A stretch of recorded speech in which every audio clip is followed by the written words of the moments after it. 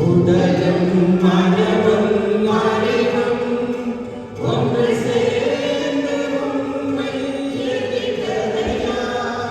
தேவவாக்கின் வழியை மனம் பன்முறை அறிந்தும் வெறுத்ததையா? தேவவாக்கின் வழியே மனம் பன்முறை அறிந்தும் வெறுத்ததையா? பாவத்தேற்றின் வாழ்வில் என் வாழ்வைக் கொண்டு நிறைந்ததையா? கருணை தெய்வமே கண் பாரும் எங்கள் பாவங்களை நீர் பொறுத்தருளும். கருணை தெய்வமே கண் பாரும் எங்கள் பாவங்களை நீர் பொறுத்தருளும்.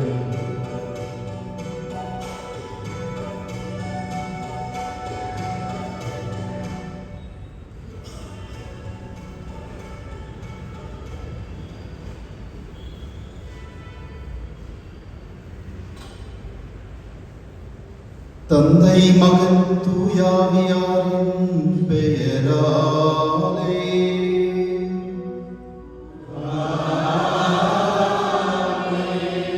நம் ஆண்டவராகிய இயேசு கிறிஸ்துவின் அருளும் கடவுளின் அன்பும் தூயாவியாரின் நட்புறவும் உங்கள் அனைவரோடும் இருப்பதாக.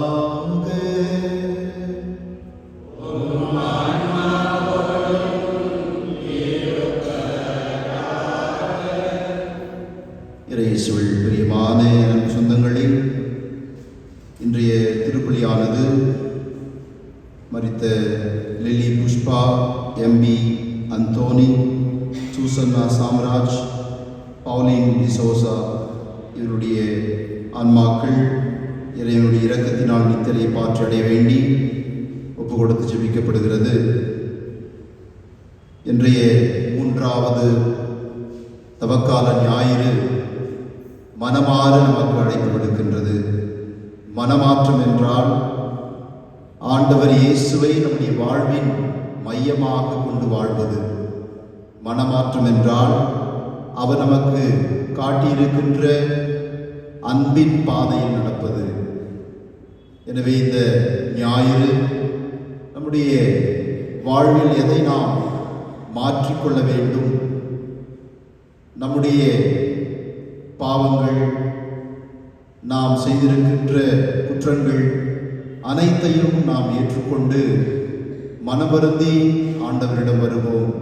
திருப்பாடல் 51 சொல்வது போல, நொறுங்கிய உள்ளத்தை இறைவா நீர் ஏற்றுக்கொள்ளுகின்றீர் என்று திருப்பாடல் ஆசிரியர் சொல்வது போல நொறுங்கிய உள்ளத்தோடு ஆண்டவருக்காக வருவோம். அவர் நம்மை அன்பு செய்ய மன்னிக்க காத்து கொண்டிருக்கின்றார். இது இந்த கல்வாரி வழியை தகுந்த முறையில் ஒப்பு கொடுக்க தடையாக இருக்கின்ற நம்முடைய பாவங்களை ஏற்று மனவருந்தி இறைவனுடைய மன்னிப்பை இறைஞ்சு கொண்டாடுவோம்.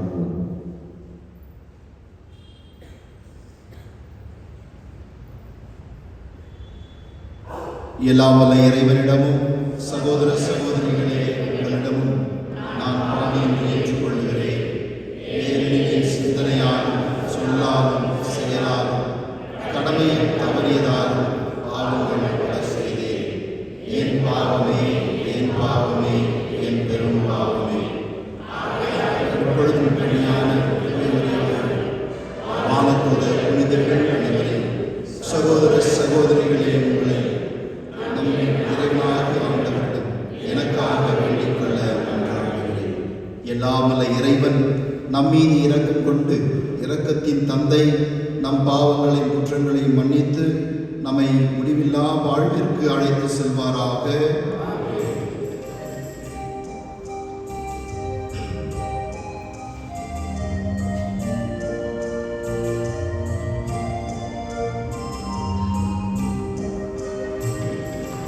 ஆண்டவரே இரக்கமாயிரும். இயேசுவே இரக்கமாயிரும். ஆண்டவரே இரக்கமாயிரும்.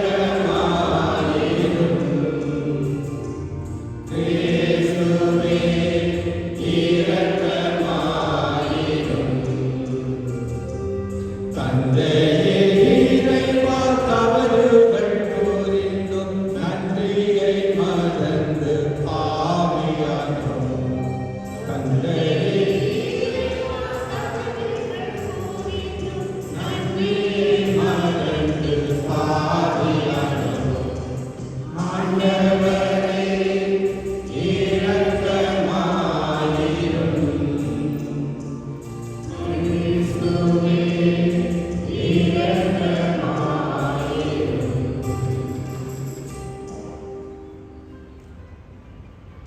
மன்றாடுவோமாக. இறைவா, இரக்கப் பெருக்கத்துக்கும் முழுமையான நன்மைக்கும் காரணரே, பாவிகளின் நாளோம்புகள், இறைவேண்டல்கள், இரக்க செயல்கள் ஆகியவற்றின் வழியாக எங்களுக்கு பாவ மன்னிப்பை வழங்குகின்றீர். எங்களது தாட்சி மிக்க பாவ அறிக்கையை கனிவுடன் கண்ணோக்கி மனசான்றினால் நொறுங்குண்ட எங்கள் உள்ளங்களை உமது இரக்கத்தால் என்றும் உயர்த்துவீராக. உம்மோடு தூயாவியாரின் ஒன்றிப்பில் இறைவனாய் என்றென்றும் வாழ்ந்து ஆட்சி செய்கின்ற அவர் வழியாக உம்மை மன்றாடுகின்றோம்.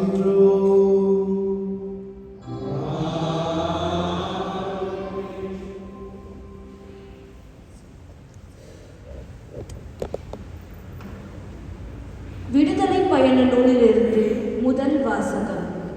அந்நாள்களில் மோசே மிதியானின் அர்ச்சகராகிய தம் மாமனார் இந்திரோவின் ஆட்டு மந்தையை மேய்த்து வந்தார். அவர் அந்த ஆட்டு மந்தையை பாலை நிலத்தில் மேற்றிசையாக ஓட்டிக்கொண்டு கடவுளின் மலையாக ஓரேபை வந்தடைந்தார். அப்போது ஆண்டவரின் தூதர் ஒரு முட்புதரின் நடுவே தீப்பிழம்பில் அவருக்கு தோன்றினார். அவர் பார்த்தபோது முட்புதர் நெருப்பில் எரிந்து கொண்டிருந்தது. ஆனால் அம்முட்புதர் தீந்து போகவில்லை. ஏன் முட்புதர் தீந்து போகவில்லை? இந்த மாபெரும் காட்சியை பார்ப்பதற்காக நான் அப்பக்கமாக செல்வேன் என்று மோசே கூறிக்கொண்டார். அவ்வாறே பார்ப்பதற்காக அவர் அணுகி வருவதை ஆண்டவர் கண்டார்.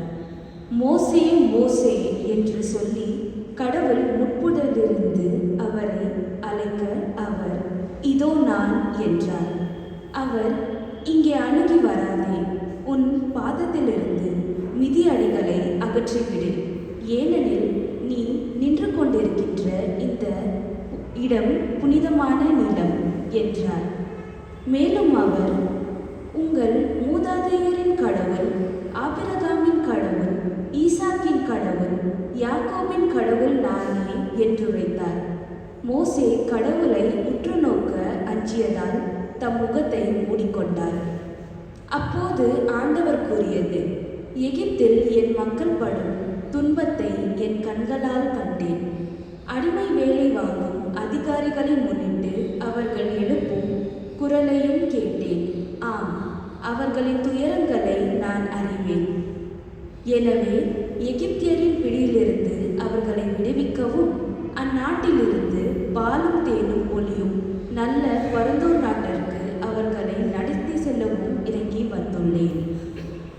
மோசே கடவுளிடம், இதோ இஸ்ரேல் மக்களிடம் சென்று உங்கள் மூதாதையரின் கடவுள் என்னை உங்களிடம் அனுப்பியுள்ளார் என்று நான் சொல்ல அவர் பெயர் என்ன என்று அவர்கள் என்னை வினவினால் அவர்களுக்கு நான் என்ன சொல்வேன் என்று கேட்டார். கடவுள் மோசேயை நோக்கி, இருக்கின்றவராக இருக்கின்றவர் நானே என்றார். மேலும் அவர், நீ இஸ்ரேல் மக்களிடம் இருக்கின்றவர் நானே என்பவர் என்னை உங்களிடம் அனுப்பினார் என்று சொல் என்றார். கடவுள் மீண்டும் மோசேயை நோக்கி பின்வருமாறு கூறினார். நீ இஸ்ரேல் மக்களிடம், உங்கள் மூதாதையரின் கடவுள் ஆண்டவர் ஆபிரகாமின் கடவுள், ஈசாக்கின் கடவுள், யாக்கோபின் கடவுள் என்னை உங்களிடம் அனுப்பியுள்ளார் என்று சொல். இதுவே என்றென்றும் என் பெயர், தலைமுறை தலைமுறையாக என் நினைவு சின்னமும் இதுவே. இது ஆண்டவர் வழங்கும் அருள்வாக்கு. பதிலுரை பாடல் பல்லவி. ஆண்டவர் இரக்கமும் அருளும் கொண்டவர். என் உயிரே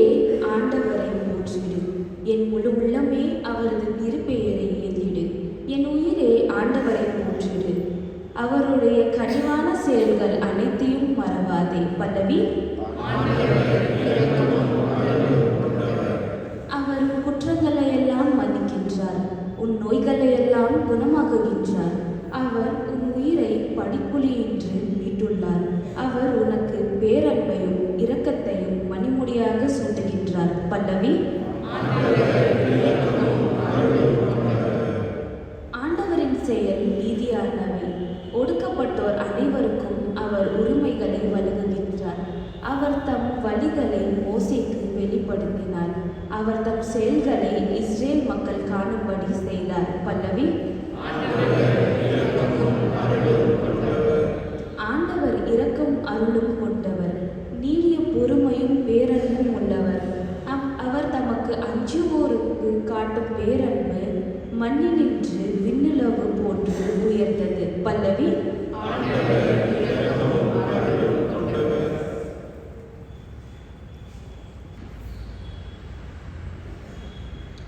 இரண்டாம் வாசகம். திருத்துதர் பவுல் கொரிந்தியருக்கு எழுதிய முதல் திருமுகத்திலிருந்து வாசகம். சகோதர சகோதரிகளே, நீங்கள் ஒன்றை அறிந்திருக்க வேண்டும் என விரும்புகிறேன். நம் முன்னோர் அனைவரும் மேகத்தின் கீழ் வழிநடந்தனர். அவர்கள் அனைவரும் கடலை கடந்து சென்றனர். அவர்கள் அனைவரும் மோசையோடு இணைந்திருக்கும்படி மேகத்தாலும் கடலாலும் திருமுழுக்கு பெற்றார்கள். அவர்கள் அனைவரும் ஒரே ஆன்மீக உணவை உண்டனர். அவர்கள் அனைவரும் ஒரே ஆன்மீக பானத்தை பருகினர். தங்களை பின்தொடர்ந்து வந்த ஆன்மீக பாறையிலிருந்து அவர்கள் பருகினார்கள். கிறிஸ்துவே அப்பாறை. அப்படியிருந்தும் அவர்களில் பெரும்பான்மையோர் கடவுளுக்கு உகந்தவராய் இருக்கவில்லை. பாலைநிலத்திலே அவர்கள் கொல்லப்பட்டார்கள். அவர்கள் தீயனவற்றில் ஆசை கொண்டு இருந்தது போல நாமும் இராதவாறு இவை நமக்கு ஒரு முன்னடையாளமாக நிகழ்ந்தன. அவர்களில் சிலர் முணுமுணுத்தனர். இதனால் அவர்கள் அழிவு விளைவிக்கும் தூதரால் அழிக்கப்பட்டனர். அவர்களைப் போல் நாமும் முணுமுணுக்க கூடாது. அவர்களுக்கு நிகழ்ந்த இவ்வனைத்தும் மற்றவர்களுக்கு எச்சரிக்கையாக அமைக்கின்றன. இறுதி காலத்தில் வாழும் நமக்கு இவை அறிவுரையாக எழுதப்பட்டுள்ளன. எனவே தாம் நிலையாக நிற்பதாக நினைத்து கொண்டிருப்பவர்கள் விழுந்துவிடாதபடி பார்த்து கொள்ளட்டும். இது ஆண்டவர் வழங்கும் அருள்வாக்கு.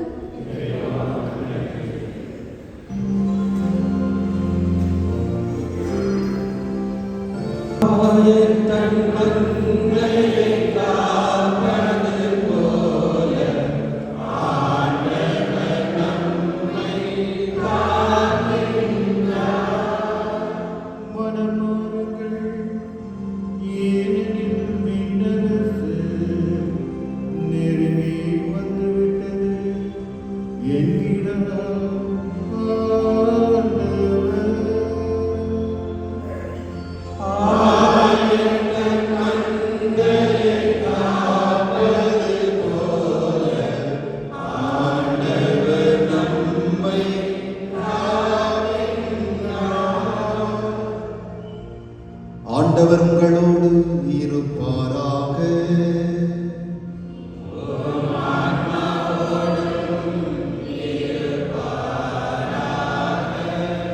புனித லூக்கா எழுதிய நற்செய்தியிலிருந்து வாசகம்.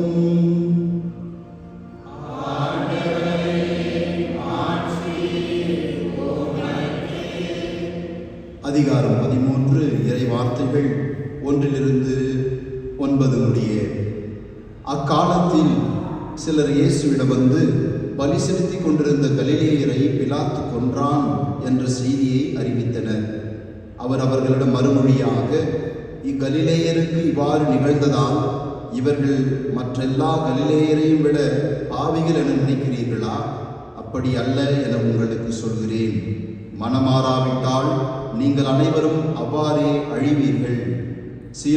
சீலோவாமிலே கோபுரம் விழுந்து 18 பேரை கொன்றதே, அவர்கள் எருசலேமில் குடியிருந்த மற்றவரையும் விட குற்றவாளிகள் என நினைக்கிறீர்களா? அப்படி அல்ல என உங்களுக்கு சொல்கிறேன். மனமாறாவிட்டால் நீங்கள் அனைவரும் அப்படியே அழிவீர்கள் என்றார். மேலும் இயேசு இந்த உவமையை கூறினார். ஒருவர் தம் திராட்சை தோட்டத்தில் அத்திமரம் ஒன்றை நட்டு வைத்திருந்தார். அவர் வந்து அதில் கனியை தேடிய போது எதையும் காணவில்லை. எனவே அவர் தோட்ட தொழிலாளரிடம், பாரும், 3 ஆண்டுகளாக இந்த அத்திமரத்தில் கனியை தேடி வருகிறேன், எதையும் காணவில்லை.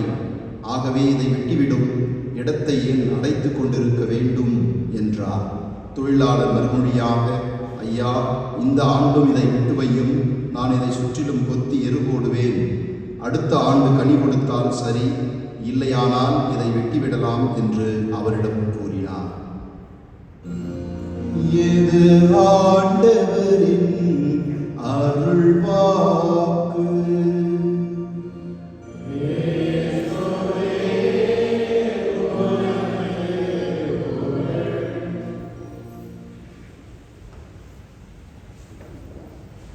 Praise the Lord. Praise the Lord.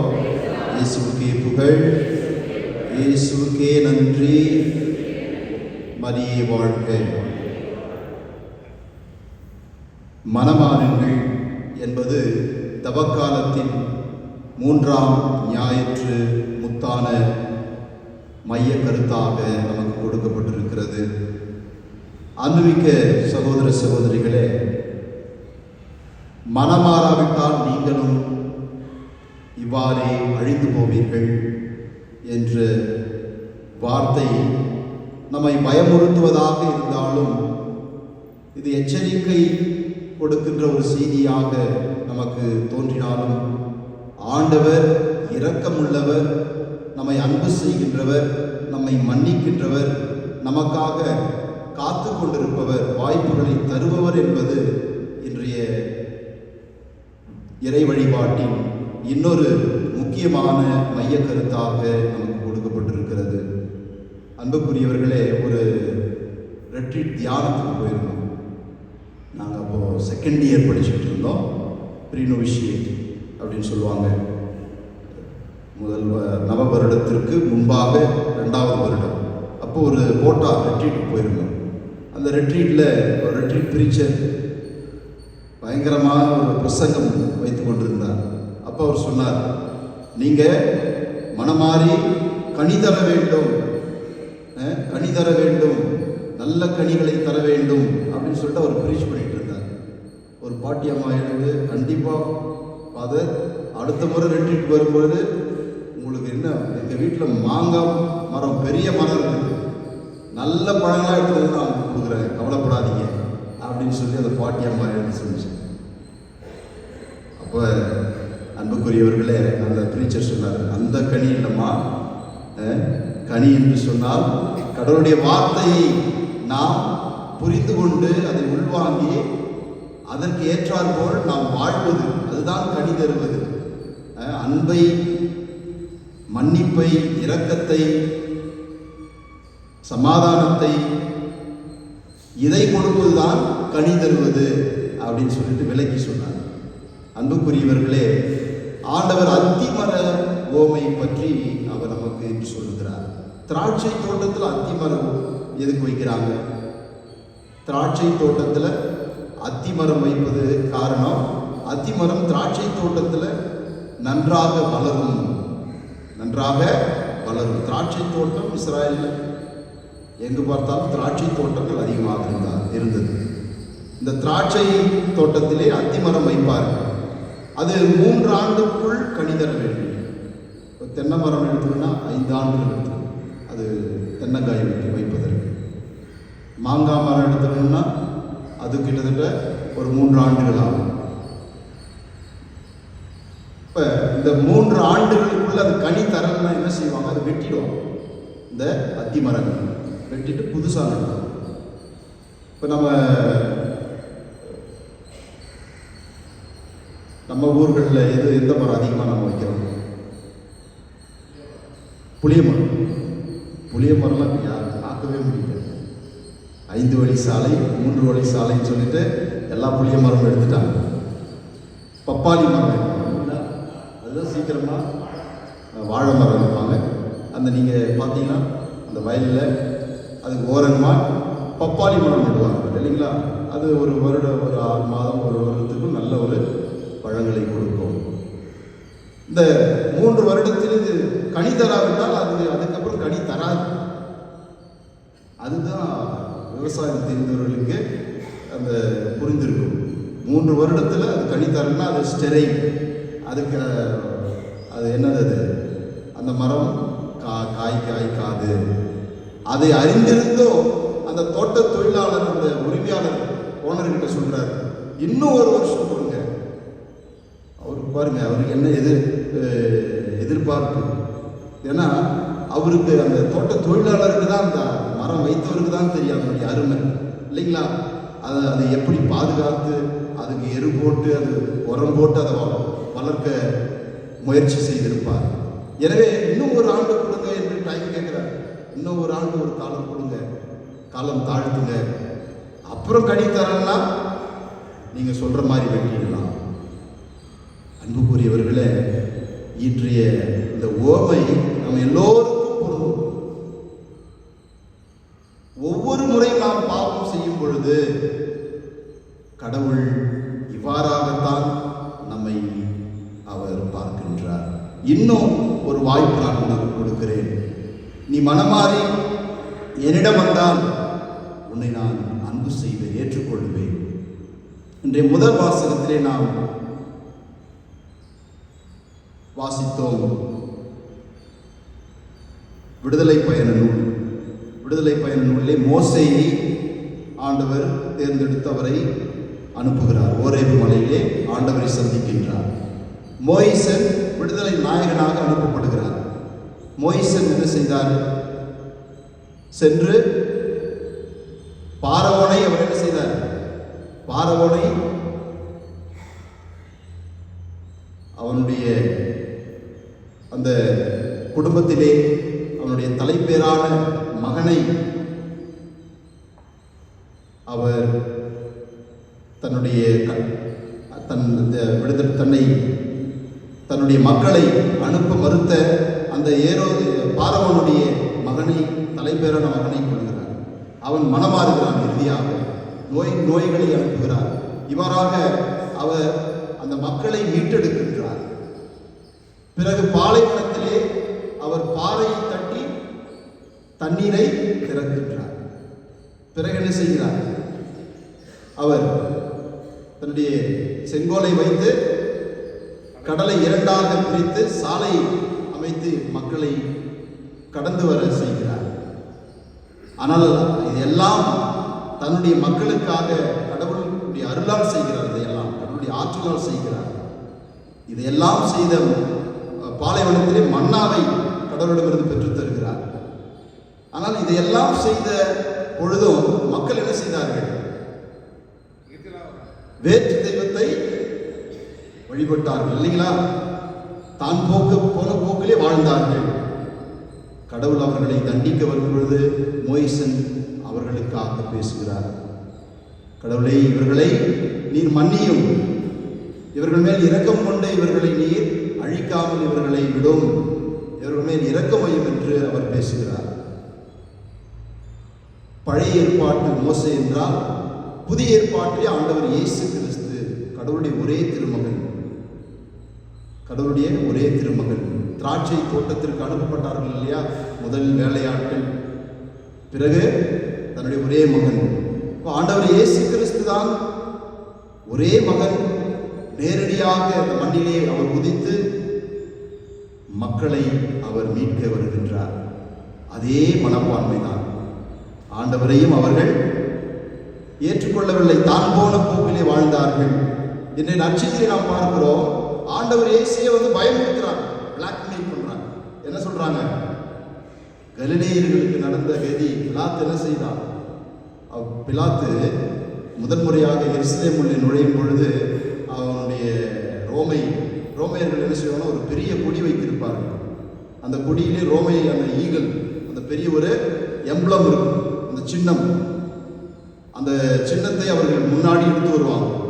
அதனுடைய அடையாளம் என்னவென்றால், இந்த நாட்டை நாங்கள் கைப்பற்றி விட்டோம், இது எங்களுக்கு, நீங்கள் எங்களுக்கு அடிமைகள், எங்களுக்கு இந்த நாடு சொந்தம் என்று வருவார்கள். பிலாத்து அப்படிதான் என்ட்ரி அவங்க கொடுத்தான். அதை பார்த்த கலிலேயர்களுக்கு ஒரே கோபம்.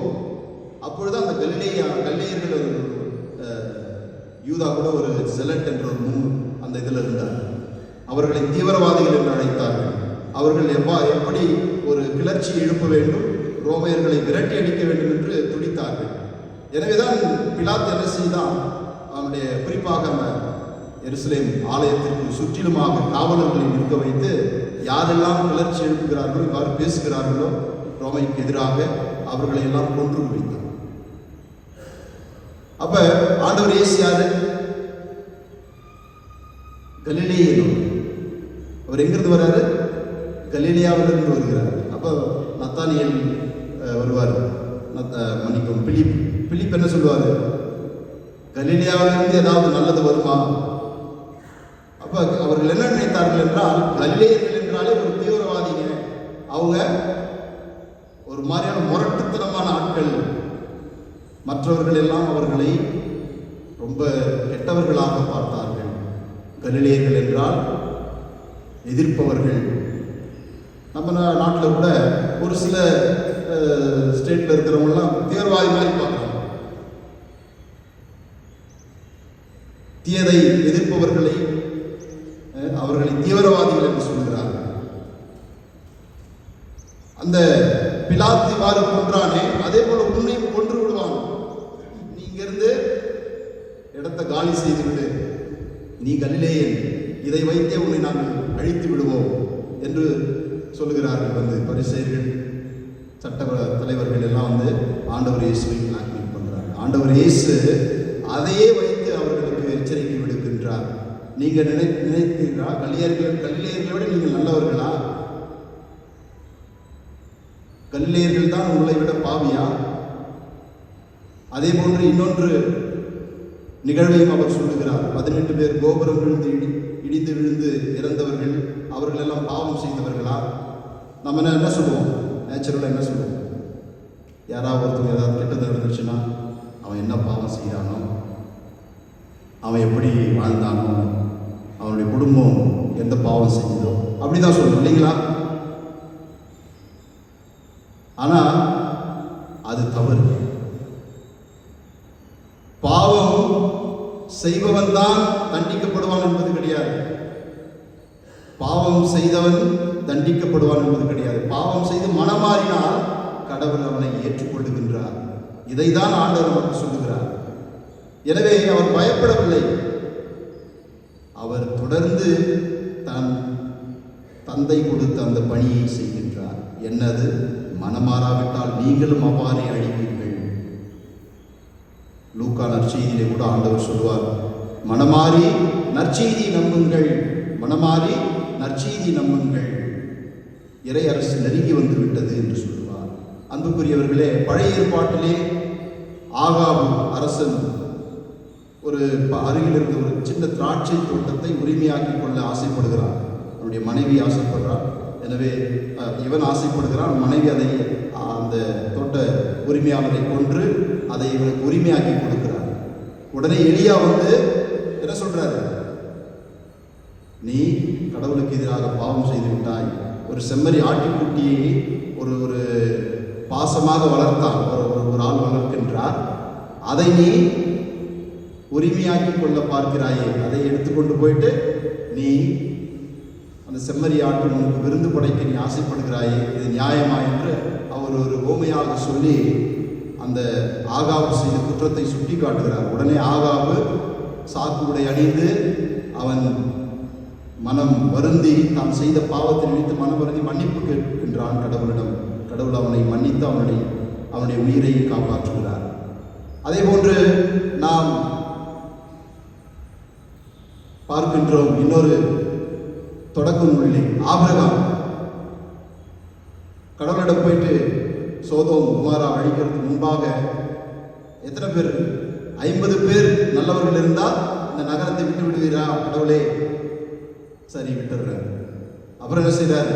40 பேர், 30 பேர், 20 பேர், கடைசியாக என்ன சொல்றார்? 10 பேர் இருந்தா கூட விட்டு விடுவீங்களா? சரி, 10 பேர் நல்லவர்கள் இருந்தால் கூட இந்த நகரத்தை நான் விட்டு விடுகிறேன் என்று சொல்கிறார். ஆனால் அந்த நகரத்தில் 10 பேர் கூட நல்லவர்கள் இல்லை. எனவே சோதோம் குமாரா அந்த நகரை அழிக்கின்றார் கடவுள். அன்புக்குரியவர்களே, நோவா பெட்டகத்தில் இருந்தவர்களை மட்டுமே கடவுள் காப்பாற்றினார், மற்றவர்களெல்லாம் அழித்துக் கொன்றார். எனவே நாம் பார்க்கிறோம், கடவுள் சினம் கொண்டவர். ஆனால் அவர் சினத்திலிருந்து தப்பிப்பவர்கள் யார் என்றால், பாவ வழியிலிருந்து விட்டு விலகி அவரை திரும்ப தேடி வருபவர்களுக்கு கடவுள் அன்பை, இரக்கத்தை, அருளை புரிகின்றார். அதுதான் இன்றைய நற்செய்தி, இன்றைய இறை வழிபாடு.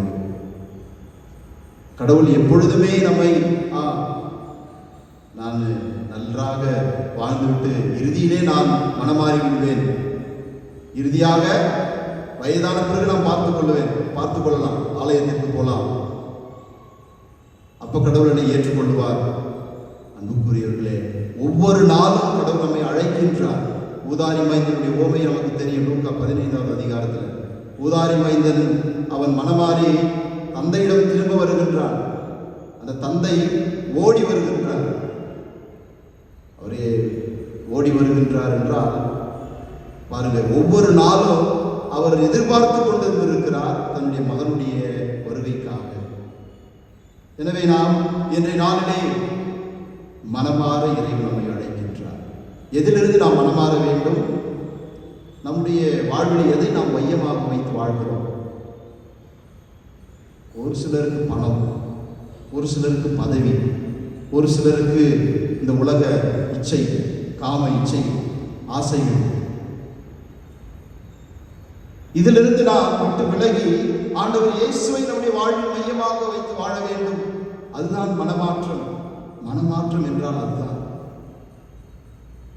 நாம் இந்த பாவ வாழ்விலை வாழ்ந்து கொண்டிருந்தோம் என்றால் அதிலிருந்து விலகி வர வேண்டும்.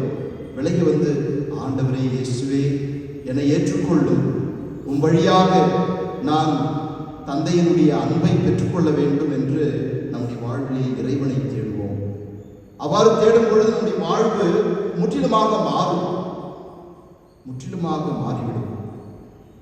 எனவே இன்றைய நாளிலே மனமாற்றத்திற்கான வழியை தேடுவோம். இறைவன் நமக்காக காத்து கொண்டிருக்கின்றார். இந்த 3வது வாரத்தில் இருக்கிறோம். இன்னும் நமக்கு ஒரு வாரம் கொடுக்கப்பட்டிருக்கிறது. அதற்கு பிறகு நாம் நம்முடைய புனித வாரத்தில் நாம் செல்வோம்.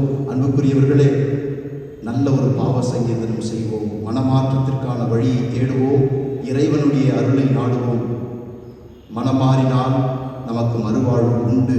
எனவே இறைவனுடைய அருளை கேட்டு இந்த திருப்பலிலே தொடர்ந்து மன்றாடுவோம்.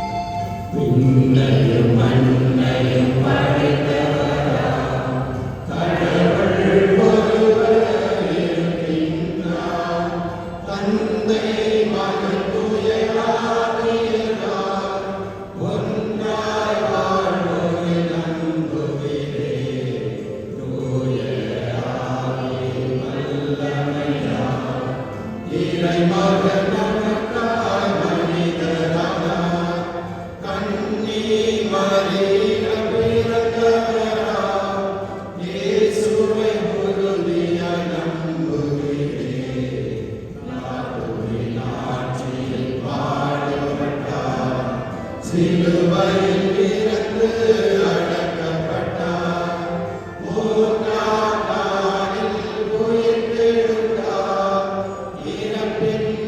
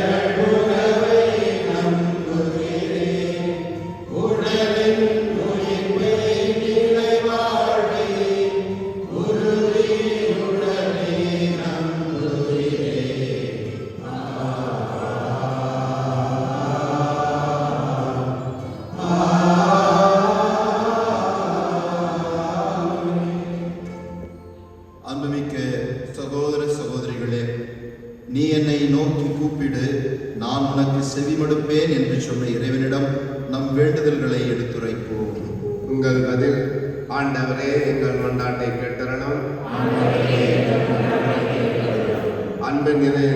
அன்பு நிறைந்த இறைவா, இவ்வுலகில் பயணம் செய்யும் உன் திரு அவையின் பணியாளர்களாக என் திருத்தந்தை பிரான்சிஸ், எங்கள் பேராயர் மற்றும் ஏனைய ஆயர்கள், குருக்கள், துறவியர் அனைவரும் உன் தூய் ஆவியாரின் அருள்படைகள் மற்றும் கனிகளால் நிரப்பப்பட்டவர்களாக மக்களை என்றும் இறைவழி தவறாத நடத்த அருள்தர வேண்டும் என்று இறைவா உம்மை மன்றாடுகின்றோம்.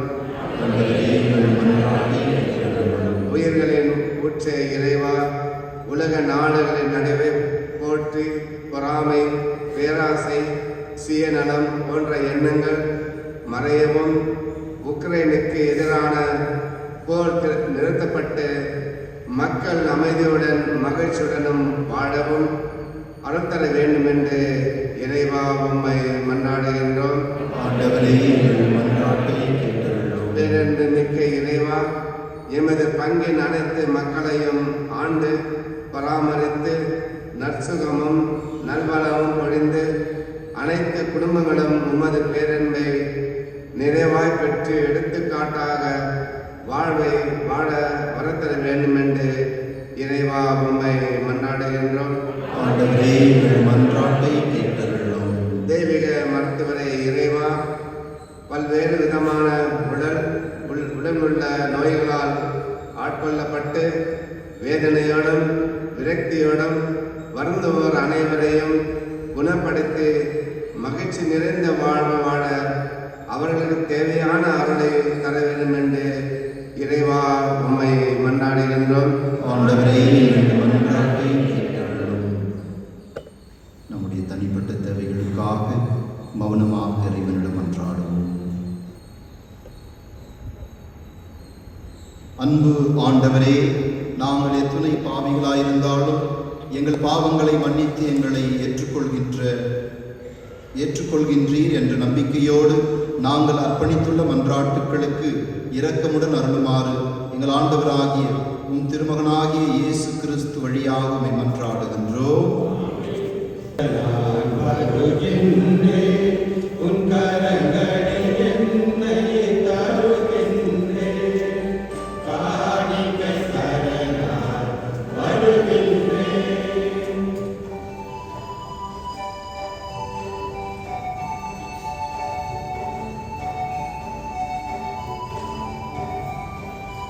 என்ன கொடுத்தாலும் பயனில்லை, நான் என்னை கொடுக்காமல் பொருள் கொடுத்தால்.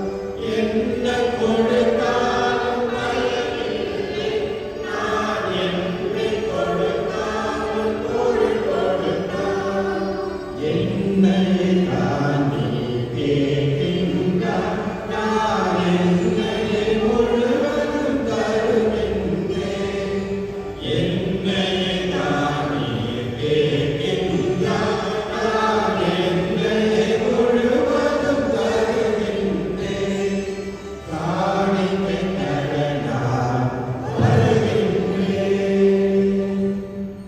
சகோதர சகோதரிகளே, என்னுடையதும் உங்களுடையதுமான இவ்வலி எல்லாம் வல்ல தந்தையாம் இறைவனுக்கு ஏற்றதாகும்படி ஜெபியுங்கள்.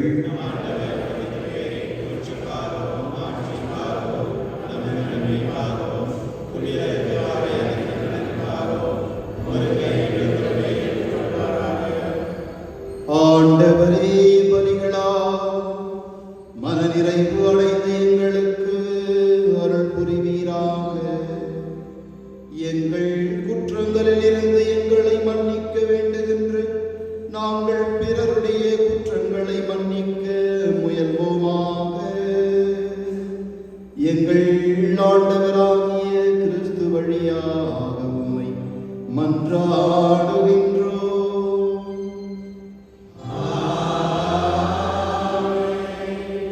ஆண்டவர் உங்களோடு இருப்பாராக.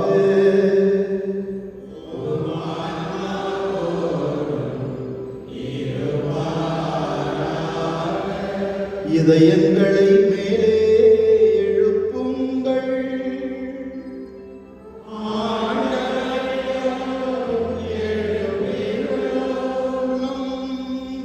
இறைவனாகிய ஆண்டவருக்கு நன்றி பாடுவோம்.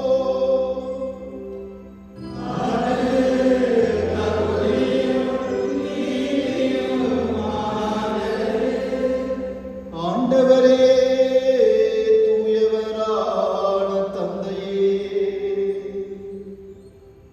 என்றும் உள்ள எல்லாம் வல்ல இறைவா, எங்கள் ஆண்டவராகிய கிறிஸ்து வழியாக எந்நாளும் எவ்விடத்திலும் நாங்கள் உமக்கு நன்றி செலுத்துவது மெய்யாகவே தகுதியும் நீதியும் ஆகும். எங்கள் கடமையும் மீட்புக்குரிய செயலுமாகும். தமக்கு தண்ணீர் தருமாறு சமாரிய பெண்ணிடம் கேட்ட நேரத்திலேயே கிறிஸ்து அப்பெண்ணுக்கு நம்பிக்கை எனும் கொடையை வழங்கினார். அவ்வாறு அப்பெண்ணின் நம்பிக்கையின் மீது பெரிதும் ஆர்வம் கொண்டதால் அவரில் இறையன்பின் நெருப்பை பற்றி எரிய செய்தார். ஆகவே நாங்களும் உமக்கு நன்றி செலுத்தி உமது வல்லமையை வானதூதர்களோடு புகழ்ந்து ஆர்வரித்து பாடுவதாவது.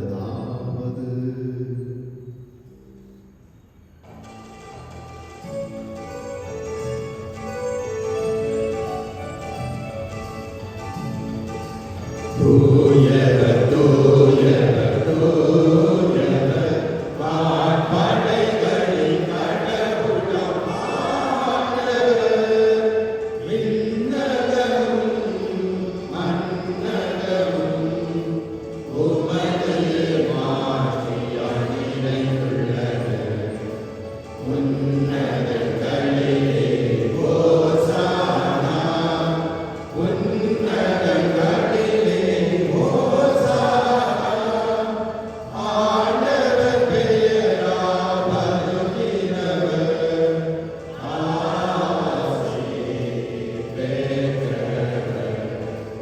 உன்னதங்களிலே ஹோசானா, உன்னதங்களிலே ஹோசானா.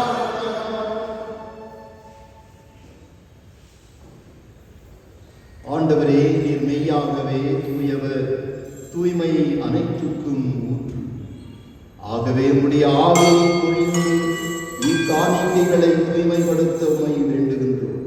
இவ்வாறு எங்கள் ஆண்டவர் இயேசு கிறிஸ்துவின் உடலும் இரத்தமுமாக எங்களுக்கு இவை மாறுவனவாகும்.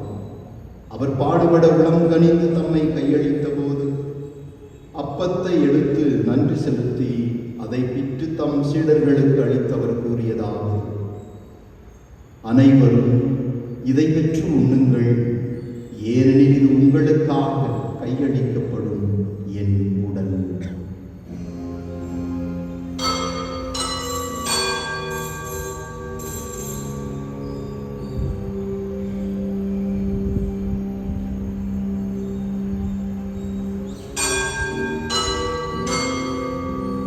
அவ்வண்ணமே இரவு விருந்தை அருந்திய பின் கிண்ணத்தையும் எடுத்து மீண்டும் உமக்கு நன்றி கூறி தம் சீடர்களுக்கு அளித்து இயேசு ஆண்டவர் கூறியதாவது: அனைவரும் இதிலிருந்து பெற்று பருகுங்கள், ஏனெனில் இது புதிய நிலையான உடன்படிக்கைக்குரிய என் இரத்தத்தின் கிண்ணம். இது பாவ மன்னிப்புக்கென்று உங்களுக்காகவும் பலருக்காகவும் சிந்தப்படும். இதை என் நினைவாக செய்யுங்கள்.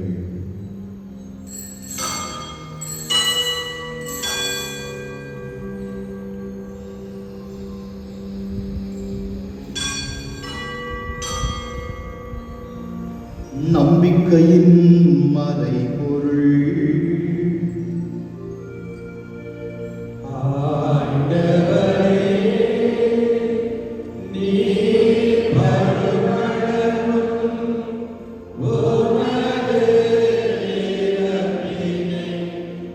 அறிக்கை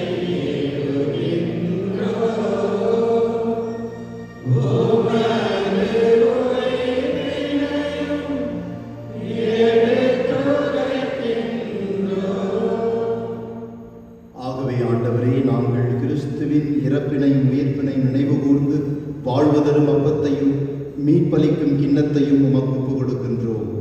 உம் திருமுன்னின்று ஊழியம் புரிய தகுந்தவர்கள் என எங்களை ஏற்றுக்கொண்டீர். எனவே உமக்கு நன்றி செலுத்துகின்றோம். மேலும் கிறிஸ்துவின் உடலிலும் இரத்தத்திலும் பங்கு கொள்ளும் எங்களை தூய ஆவியார் ஒன்று சேர்க்க வேண்டுமென உம்மை தாழ்மையுடன் மன்றாடுகின்றோம். ஆண்டவரே, உலகெங்கும் பரவியிருக்கும் உமது திரு அவை நினைவு கூர்ந்தருளும் எங்கள் திருத்தந்தை பிரான்சிஸ், எங்கள் ஆயர் பீட்டர், எங்கள் துணையாயர்கள் சூசைநாதன் மற்றும் ஆரோக்கியராஜ் சதீஷ், எல்லா திருநிலையினராக அனைவரோடும் உமது திரு அவை அன்பில் நிறைவு பெற செய்தருளும். மேலும் உயிர்த்தெழும் எதிர்நோக்குடன் கொள்ளும் எங்கள் சகோதர சகோதரிகளை, இறந்தோர் அனைவரையும் இரக்கத்துடன் நினைவு கூர்ந்து உமது திருமுக ஒளியினுள் ஏற்றருளும். எங்கள் அனைவர் மீதும் இரக்கமாயிரும். கடவுளின் கன்னித்தாயான புனித மரியாள், அவருடைய கணவரான புனித யோசேப்பு, நீதிமான், புனித திருத்தூதர்கள், இவ்வுலகில் உமக்கு வந்தவராய் வாழ்ந்த புனிதர்கள் அனைவருடனும் நாங்கள் நிலைவாழ்வில் பங்கு கொள்ளும் தகுதி பெற்று உம் திருமகன் இயேசு கிறிஸ்து வழியாக உம்மை புகழ்ந்தேத்தும் வரமருள உம்மை மன்றாடுகின்றோம்.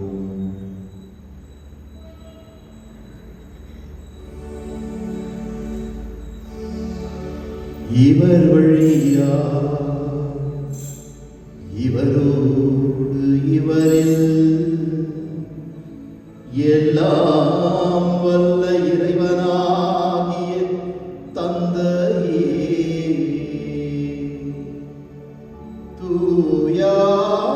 தூயாவியாரின் ஒன்றிப்பில் எல்லா புகழும் ஆட்சியும் என்றென்றோ உமக்கு உரியதே.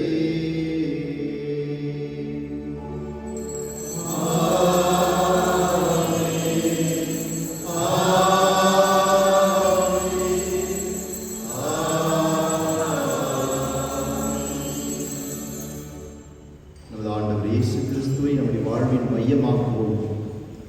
அவரே நமக்கு எப்படி வாழ வேண்டும், எவ்வாறு நாம் இந்த உலகிலே பயணம் செய்ய வேண்டும் என்று கற்றுக் கொடுக்கின்ற ஆண்டவர், எப்படி ஜெபிக்க வேண்டும் என்று தன் திருவாய் மலர்ந்து தன்னுடைய சீடர்களுக்கு கற்பித்தது போல நமக்கும் கற்பிக்கின்றார். இந்த ஜெபத்தை ஜெபிக்கும் பொழுது இறைவனுடைய இதயத்தை நாம் திறக்கின்றோம், அவருடைய இரக்கத்தை நாம் பெறுகின்றோம். எனவே விசுவாசத்தோடு இந்த ஜெபத்தை ஜெபிப்போம். விண்ணுலகில் இருக்கின்ற எங்கள் தந்தையே, உமது பெயர் தூயது என போற்றப்படுக. உமது ஆட்சி வருக. உமது திருவுளம் விண்ணுலகில் நிறைவேறுவது போல மண்ணுலகிலும் நிறைவேறுக. எங்கள் அன்றாட உணவை இன்று எங்களுக்கு தாரும். எங்களுக்கு எதிராக குற்றம் செய்வோரை நாங்கள் மன்னிப்பது போல எங்கள் குற்றங்களை மன்னியும்.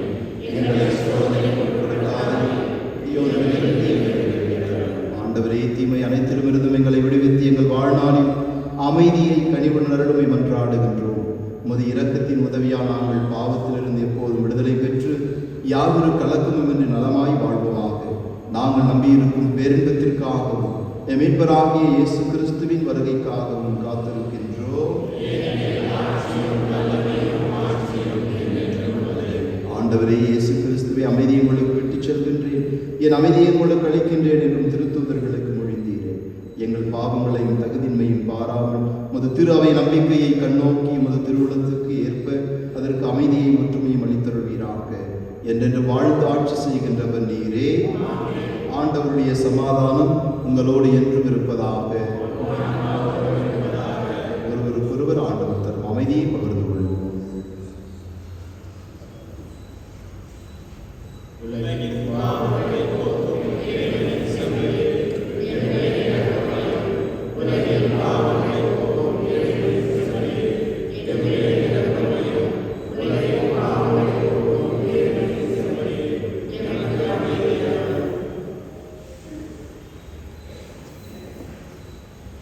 இது நம் ஆண்டவர் இயேசு கிறிஸ்து, இவரே வாழ்ந்து இறங்கி வந்த உயிருள்ள உணவு.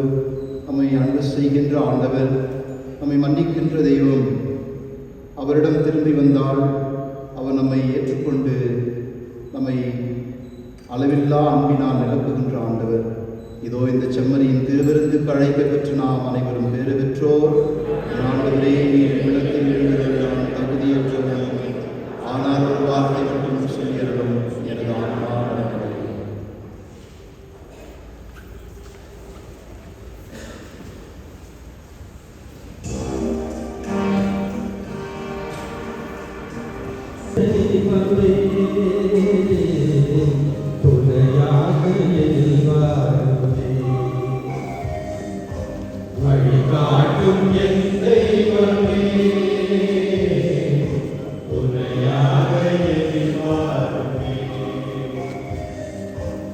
நதி மீது அலைந்தாடும் பகல் போலவே கதியேதும் தெரியாமலே நான் தடுமாறும் நிலை பாருமே. அன்பாகி அருளாகி என்னோடு ஒன்றாய் துயரோடு போராட என் வாழ்வின் நலமாய் என்னை தாங்கும் என் தெய்வமே, என் நிழலாக என் தெய்வமே.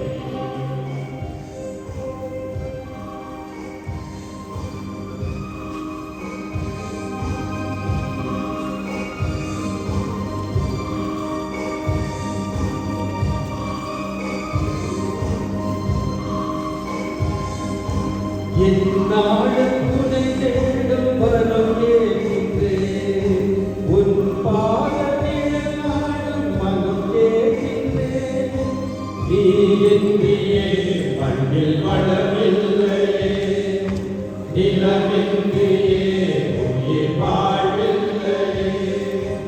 என்னாலும் உன்னை தேடும் வரம் கேட்கின்றேன், உன் பாதத்தில் நாடும் மனம் கேட்கின்றேன். என்னை தாங்கும் என் தெய்வமே, என் உயிராக எழும் தெய்வமே. நிலவெங்கும் பொழிந்தாலும் விழி மூடி பயனே, துயர் மூல மனமுந்த அருள் காணும் பகையே. பல நாங்கள் கை மீது வா, இன்று புலனாகும் இலையாக வா. வழிகாட்டும் என் தெய்வமே, துணையாக எதிர்பார்ப்பே.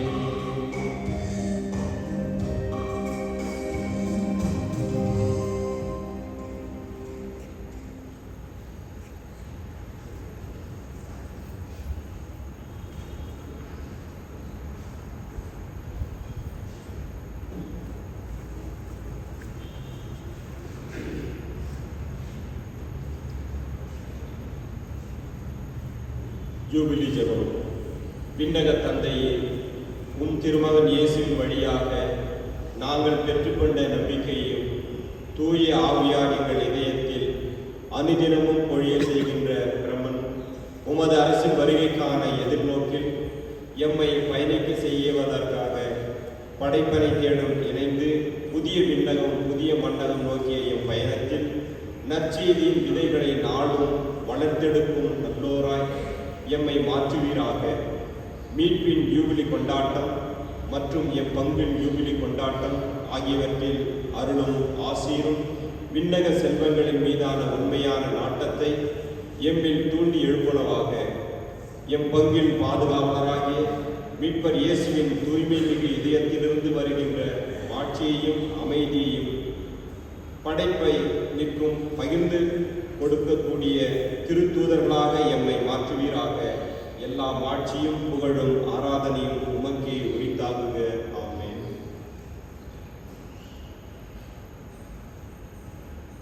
மன்றாடுவோமாக. ஆண்டவரே, விண்ணகத்தில் உள்ள மறைபொருள்களின் அச்சாரத்தையும் இவ்வுலகில் ஏற்கனவே விண்ணக உணவாள் வளமையையும் பெற்றுள்ள நாங்கள் உம்மை பணிவுடன் வேண்டுகின்றோம். அதனால் மறைபொருளாக எங்களில் திகழ்வது செயலளவிலும் நிறைவு பெறுவதாக. எங்கள் ஆண்டவராகிய கிறிஸ்து வழியாக உம்மை மன்றாடுகின்றோம்.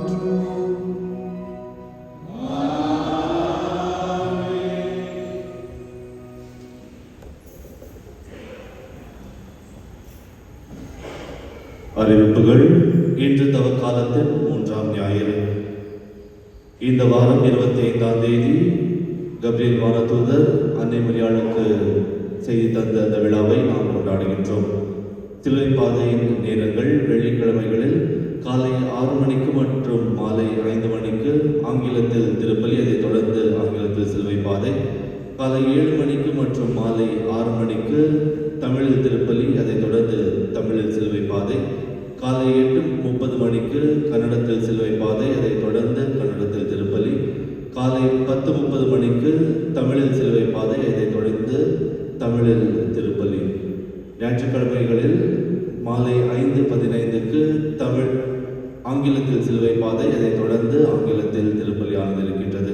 அன்பார்ந்தவர்களே, நமது பங்கில் புது நன்மை மற்றும் உறுதி பூசுதல் திருவருட்சாதனங்கள் சிறுவர்களுக்கு தடப்பெற இருக்கின்றது. இதற்கு வகுப்புகள் பாஸ்கா திருவிழா முடிந்த உடனே துவங்க இருக்கின்றது. அதனால் பெற்றோர்கள் உங்கள் பிள்ளைகளின் பெயர்களை பங்கு சாவடியில் பதிவு செய்து கொள்ள வேண்டும் என கேட்டுக்கொள்கின்றோம். இதற்கு தேவையான விஷயங்கள் உங்கள் பங்கு புத்தகம், ஃபேமிலி ரெக்கார்ட் புக், அதைத் தொடர்ந்து நமது பங்கு பிள்ளைகளுக்கு கேட்டகிசம் அட்டெண்டன்ஸ் கார்டு. யாரெல்லாம் இந்த கேட்டகிசம் அட்டெண்ட் பண்ணியிருக்கிறாங்களோ அவர்களின் அந்த அட்டெண்டன்ஸ் கார்டு தேவையாக இருக்கின்றது. அதைத் தொடர்ந்து ஞானஸ்தானத்தின் சர்டிஃபிகேட். இந்த 3 விஷயங்களையும் எடுத்துக்கொண்டு பங்கு சாவடியில் அவர்கள் பெயர்களை பதிவு செய்து கொள்ள வேண்டும் என கேட்டுக்கொள்கின்றோம். அன்பானவர்களை, சிலர் இன்னும் புது நன்மை உறுதி பூசல் பெறாமல் இருக்கின்றார்கள். வயதானவர்கள், அவர்களுக்காக விசேஷ வகுப்புகள் துவங்க இருக்கின்றது. அவர்களும் அவர்கள் பெயர்களை பதிவு செய்து கொள்ளலாம். அவர்களுக்கு வகுப்பானது வெறும் ஞாயிற்றுக்கிழமைகளில் மற்றும் சனிக்கிழமைகளில் நடக்கப்படும். நமது ஆயர்களுக்கான ஒரு விசேஷ தியான கூட்டமானது இந்த வாரம் நடக்க இருக்கின்றது பத்ராவதியில். இவர்களுக்காக நீங்கள் ஜெபிக்க வேண்டும் என கேட்டுக்கொள்கின்றோம். சென்ற வாரத்தின் காணிக்கை தொகை 65,610 ரூபாய். உங்கள் தாராள மனதுக்கு நன்றி.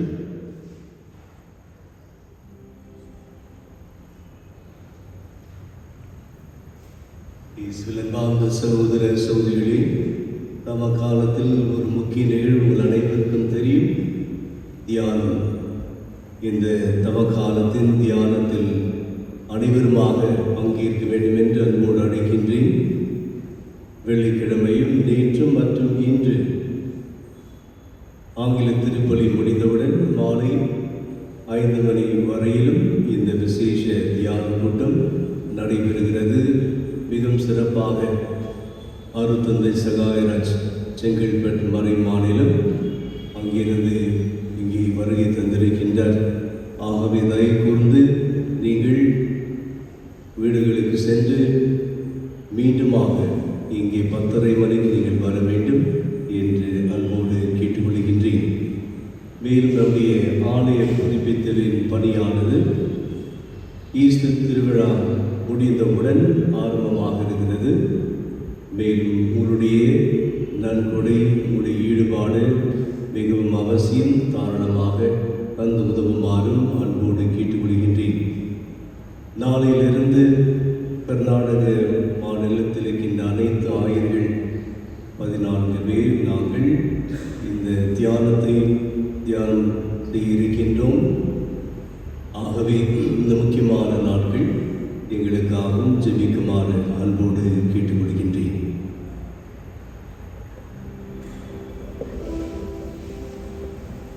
ஆண்டவர் உங்களோடு இருப்பாராக.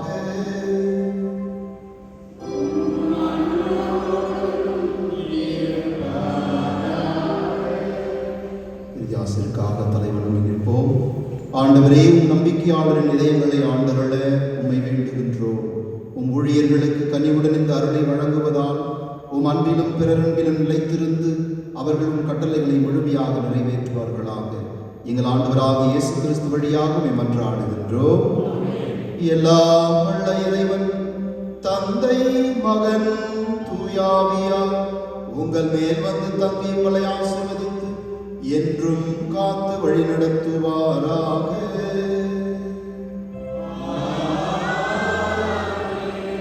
மனமாறியவர்களாய் ஆண்டவரின் இரக்கத்தை பெற்று வாழ சென்று வாருங்கள்.